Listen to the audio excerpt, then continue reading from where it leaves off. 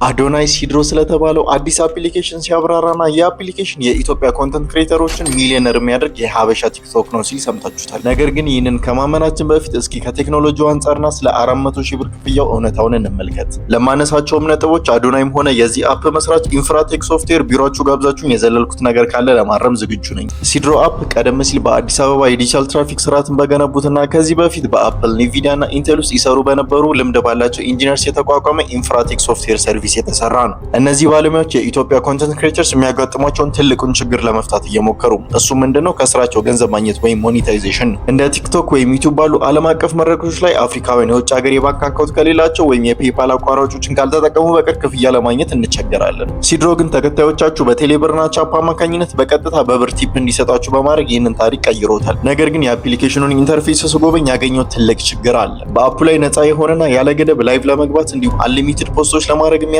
ክሬተር ፕሮ የሚባል ደረጃ አላቸው። ይህም በጣም አሪፍ ነው። ነገር ግን እውነቱን ለመናገር በጣም የሚያስደነግጡ የክፍያ አማራጮች አሏቸው። የሲልቨር ፕላን በአመት 200 ሺህ ብር የሚያስከፍል ሲሆን በሚገርም ሁኔታ በቀን አንድ ላይቭ እና አንድ ፖስት ብቻ እንድታደርጉ ይገድባቸዋል። የጎልድ ፕላን ደግሞ በቀን ለ3 ላይቭ እና 3 ፖስቶች ብቻ ክፍያ ወደ 400 ሺህ ብር ከፍ ይላል። ይህ ወይ ትልቅ የአፕሊኬሽኑ በግ ነው ወይም ደግሞ በጣም የተዘበራረቀ የቢዝነስ ሞዴል ነው። እንደ ዩቲዩብ እና ቲክቶክ ያሉ ዓለም አቀፍ ግዙፍ ኩባንያዎች ለኮንተንት ክሬተርስ 100% ነፃ ናቸው። ምክንያቱም አልጎሪዝማቸውን ለማንቀሳቀስና ተመልካቾችን አቆይቶ ለማስቀረት ከፍተኛ መጠን ያለው ኮንተንት ይፈልጋሉ። ሲድሮ ድርጅቶች ወይም ግለሰቦች በቀን ጥቂት ፖስቶችን ለማድረግ ብቻ 400 ሺህ ብር የሚያስከፍል ከሆነ ገና ከመጀመሩ በፊት የራሱን እድገት እያነቀው ይመጣል። አፕሊኬሽኑ ክሊንና ማራኪ ገጽታ አለው። ነገር ግን የሰብስክሪፕሽን ሞዴል አሳማኝ ማብራሪያ ያስፈልጓል ብዬ አስባለሁ። አይ ሆፕ ምላሽ እንደምትሰጡኝ። ፎሎ ናፊያድ ፒስ አውት።